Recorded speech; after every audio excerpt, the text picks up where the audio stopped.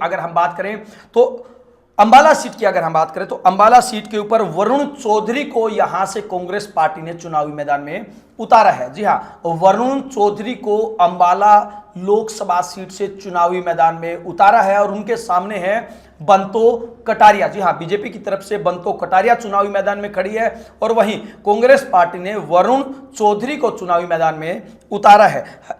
हम आपको बता दें कि अंबाला का जो इतिहास है, अभी यहां पर जो 9 विधानसभा सीटें हैं, 9 विधानसभा सीटों में बीजेपी के पास 5 यहां पे विधायक हैं, कांग्रेस पार्टी के पास 4 विधायक हैं और ऐसे में मुकाबला जो है विधायकों के आधार पे तो लगभग बराबर का है, लेकिन जातीय समीकरण क्या कुछ कहेंगे वो यहां पे देखने वाली बात होगी। और 2019 के चुनाव की अगर हम बात करें तो बीजेपी की तरफ से रतनलाल कटारिया यहां पे जीत हासिल कर पाए थे, कांग्रेस की तरफ से कुमारी शैलजा थी और आइनएलडी की तरफ से रामपाल माजरा यहां पे चुनावी मैदान में उतरे थे। और अगर हम मार्जिन की बात करें तो मार्जिन जो है वो यहां पे काफी अच्छा रहा था। 3,42,000 वोटों से रतनलाल कटारिया यहां से चुनाव जीते थे। और अब बंतो कटारिया, जी हां, स्वर्गीय रतनलाल कटारिया की धर्मपत्नी बंतो कटारिया के सामने अब कांग्रेस पार्टी ने वरुण चौधरी को उतारा। तो प्रदीप जी, वरुण चौधरी को कितना मजबूत आप देखते हैं?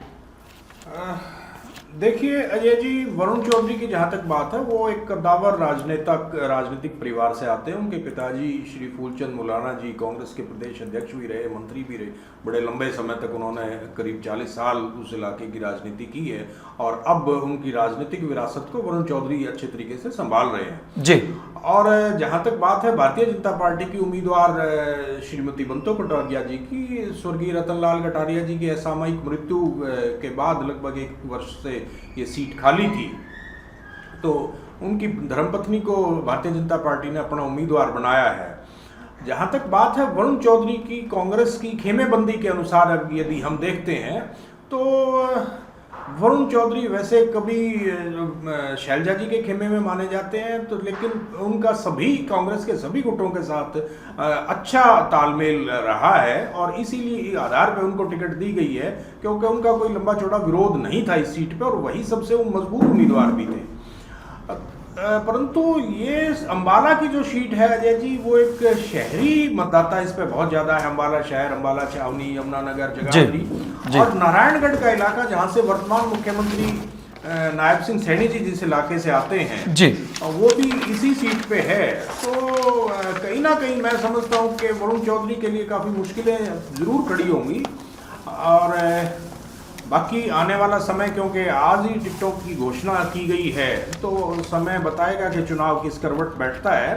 परंतु मैं समझता हूं कि यहाँ पे काफी कांटे की टक्कर रहेगी। जी, काफी कांटे की टक्कर रहेगी। वहीं अगर हम बात करें बड़े बड़े कद्दावर नेताओं की, जिस प्रकार से आपने भी प्रदीप जी अभी जिक्र किया, वो चाहे अनिल जी की बात हो, असीम गोयल की बात हो या फिर कंवरपाल गुज्जर की बात हो, ज्ञानचंद गुप्ता की बात हो, घनश्याम दास की बात हो, ये तमाम जो 5 जो नेता हैं ये बड़े कद्दावर हैं और ऐसे में आपको नहीं लगता कि इन बड़े चेहरों का वहां पे होना कहीं ना कहीं बीजेपी को काफी फायदा पहुंचाएगा? हालांकि अनिल विज की नाराजगी बताई जा रही थी, लेकिन अब लगता है अनिल विज को मना लिया गया है। तो आपकी नजर में ये जो 5 कद्दावर नेता हैं, और जैसा कि आपने अभी जिक्र भी किया कि हरियाणा के मुख्यमंत्री नायब सिंह सैनी भी उसी अक्षेत्र से आते हैं, तो ऐसे में कहीं ना कहीं बीजेपी के लिए भी ये सीट जो है वो अपने मूंछ का सवाल बन जाएगी। देखिए अजय जी, जैसे कि आप बात कर रहे हैं अनिल विज जी की, अनिल विज जी की नाराजगी मनोहर लाल खट्टर जी के साथ तो हो सकती है, परंतु अनिल विज जी भारतीय जनता पार्टी के लिए मन से काम करेंगे, इसमें कोई ना पहले कोई संशय था, क्योंकि वो भारतीय जनता पार्टी के साथ शुरू से जुड़े रहे हैं जी। ना पहले कोई संशय था इस बात में, ना आज कोई संशय है, वो भारतीय जनता पार्टी के लिए काम करेंगे जी। यद्यपि वो क्योंकि थोड़ा सा शारीरिक रूप से स्वास्थ्य उनका थोड़ा सा ढीला रहता है, तो वो शायद ज्यादा सा एक्टिव तो ना रह पाए, परंतु इसमें कोई शक नहीं है कि वो अपनी तरफ से भारतीय जनता पार्टी की जीत के लिए पूरा प्रयत्न करेंगे। इसके अतिरिक्त असीम गोयल जो हैं वो अभी मंत्री बने हैं अंबाला से अनिल विज जी के स्थान पे, वो भी भारतीय जनता पार्टी के लिए अच्छे तरीके से काम करेंगे। तो मुझे नहीं लगता कि वहाँ पे भारतीय जनता पार्टी कहीं कमजोर स्थिति में होगी। भारतीय जनता पार्टी वहाँ निश्चित तौर पे मजबूत स्थिति में है और कांटे की टक्कर रहेगी। जी कांटे की टक्कर रहेगी। वहीं अगर हम वरुण चौधरी के राजनीतिक करियर की बात करें तो वरुण चौधरी का राजनीतिक करियर को आप किस तरह से देखते हैं? देखिए, वो एक बड़े राजनीतिक परिवार से आते हैं। उनके पिताजी प्रदेश कांग्रेस कमेटी के अध्यक्ष रहे हैं, कई बार मंत्री भी रहे हैं जी। उसके बाद उन्होंने अपनी राजनीतिक विरासत को वरुण चौधरी ने अच्छे से संभाला है जी। वो वर्तमान में विधायक भी हैं उस मुलाना सीट से। जी। तो वो भी एक परिपक्व व्यक्ति हैं वरुण चौधरी, इसमें कोई शक की बात नहीं है। और अंबाला सीट पे कांग्रेस के पास भी वरुण चौधरी से अच्छा उम्मीदवार कोई नहीं था। ये भी एक कड़वी सच्चाई है कि वरुण चौधरी के अतिरिक्त वहां पे और कोई मजबूत उम्मीदवार नहीं था। वरना तो जिस तरीके से टिकटों का बंटवारा किया गया है, यदि वहां पे कोई अन्य उम्मीदवार होता तो शायद वरुण चौधरी को टिकट ना भी दी जाती। जी।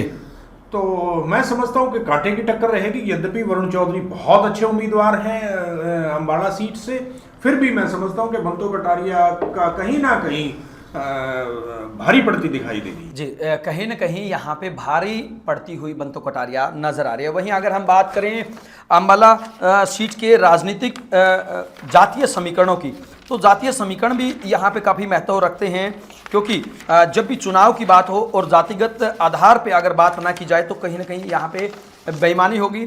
तो जातीय समीकरणों की बात करें तो करीब अनुसूचित जाति के 2,72,000 वोट यहाँ पे हैं, पिछड़ी जाति के 90,000 के करीब वोट हैं, वाल्मीकि समुदाय के 1 लाख के करीब, अरोड़ा खत्री 1,72,000 के करीब, ब्राह्मण समुदाय 1,55,000 के करीब, बनिया व महाजन 1,20,000 के करीब, राजपूत 73,000 के करीब, जाट 1,15,000 के करीब, गुज्जर 75,000 के करीब, मुस्लिम 37,000 के करीब, लबाना 35,000 के करीब, कंबोज 22,000 के करीब, झीमर 56,000 के करीब और सिख जट सिख की अगर हम बात करें तो 1,10,000 के करीब यहाँ पे वोट आते हैं। और खास बात ये है, ये जो सीट है आमतौर पे दलित वर्सेस दलित ही यहाँ पे इस सीट को पुकारा जाता है, क्योंकि जो रिजर्व सीट होने की वजह से यहाँ पे जो कद्दावर नेता हैं दलित समुदाय से जो आते हैं उन लोगों को यहाँ पे चुनावी मैदान में उतारा जाता है। लेकिन डेरा सच्चा सौदा का फैक्टर जो है वो यहाँ पे बहुत ज़्यादा काम करता है। तो प्रदीप जी क्या लगता है, पिछले चुनाव में डेरा सच्चा सौदा का जो फैक्टर था वो काम करता आया है, अब की बार भी अंबाला में काम कर पाएगा? देखिए अजय जी, जहां तक आपने डेरा सच्चा सौदा की बात करी है, डेरा सच्चा सौदा का फैक्टर अब की बार भी काम करेगा। वो भारतीय जनता पार्टी के पक्ष में ही काम करेगा जी। कारण चाहे कुछ भी हो, डेरा के जो राजनीतिक शाखा है वो भारतीय जनता पार्टी के लिए ही अपने अनुयायी जो हैं उनको काम करने के लिए कहेगी जी। एक चीज। दूसरा, आप जैसे जातिगत समीकरणों की बात कर रहे हो, जातिवाद इस देश की एक कड़वी सच्चाई है। हालांकि जातिवाद होना और जातिवादी होना कोई अच्छी बात नहीं है, एक समाज के लिए बहुत बुरी बात है, मैं मानता हूं, परंतु ये कड़वी सच्चाई भी है, इसको नकार भी नहीं सकते। इसके अतिरिक्त अजय जी, जहां तक आपने जातिवादी समीकरणों की बात की है, जातिगत समीकरणों की बात की है, क्योंकि अंबाला एक शहरी सीट है जी। तो शहरी मतदाता जातिगत की बजाय शहरी मध्यम वर्ग कुछ अन्य मुद्दों की तरफ भी ज्यादा जागरूक होता है, वो बहुत सारे अन्य मुद्दों को भी देखता है।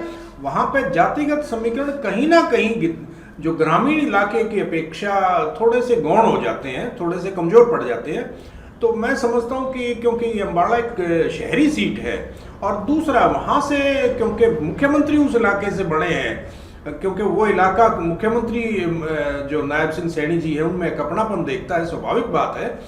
तो मैं समझता हूं कि कहीं ना कहीं वहां पे भारतीय जनता पार्टी की उम्मीदवार बंतो कटारिया भारी पड़ती दिखाई दी जी। वहां पे बंतो कटारिया कहीं ना कहीं भारी पड़ती हुई नजर आ रही है। लगातार बिंदास हरियाणा पर हम आपको एक एक सीट का सर्वे बता रहे हैं कि आखिरकार कांग्रेस पार्टी ने जिन उम्मीदवारों को चुनावी मैदान में उतारा है उन उम्मीदवारों में कौन यहां पर भारी रहेगा। हालांकि अभी चुनाव में बहुत सारे बदलाव आएंगे, बहुत सारे परिवर्तन देखने को मिलेंगे, लेकिन अगर हम प्राथमिक तौर से देखें, अगर हम शुरुआती रुझानों को देखें तो शुरुआती रुझान किस प्रकार के, हालांकि कांग्रेस पार्टी की तरफ से आधी रात को टिकटों का ऐलान किया गया है, तो निश्चित रूप से लोग जब सो रहे थे तो कांग्रेस पार्टी जाग रही थी। तो कहीं ना कहीं आमतौर पे ये कहा जाता था कि कांग्रेस पार्टी सोई रहती है, लेकिन इसको दूसरे अंदाज में प्रदीप जी ऐसे भी देखा जा सकता है कि जब पूरा हरियाणा सो रहा था तो कांग्रेस पार्टी जाग रही थी। देखिए अजय जी, जागने की कोई बात नहीं है, क्योंकि काफी दिनों से कांग्रेस पार्टी की 6-7 बार बैठकें हो चुकी थी हरियाणा कांग्रेस की टिकटों के बंटवारे के लिए, और जी। 2-3 जो कमेटियां सलमान खुर्शीद जी की में और मधुसूदन मिस्त्री जी के जो कमेटियां बनी थी उनकी रिपोर्टें भी आ चुकी थी, तो टिकटों का बंटवारा तो होना ही था। ये था कि करते करते काफ़ी समय बीत गया, तो ऐसा तो कुछ नहीं है कि कांग्रेस पार्टी जाग रही थी या सो रही थी, लेकिन जिस तरीके से कांग्रेस पार्टी ने टिकटों का बंटवारा किया है, कहीं ना कहीं मैं समझता हूं कि आम जन की भावना को शायद उन्होंने दरकिनार करने का काम किया है काफ़ी सारी टिकटों में। क्योंकि जिस तरीके से हरियाणा प्रदेश में भारतीय जनता पार्टी का जो विरोध है काफ़ी बड़े वर्ग में, उस विरोध का कांग्रेस पार्टी फायदा उठा सकती थी यदि वो कांग्रेस पार्टी टिकटों का अच्छे तरीके से बंटवारा करती।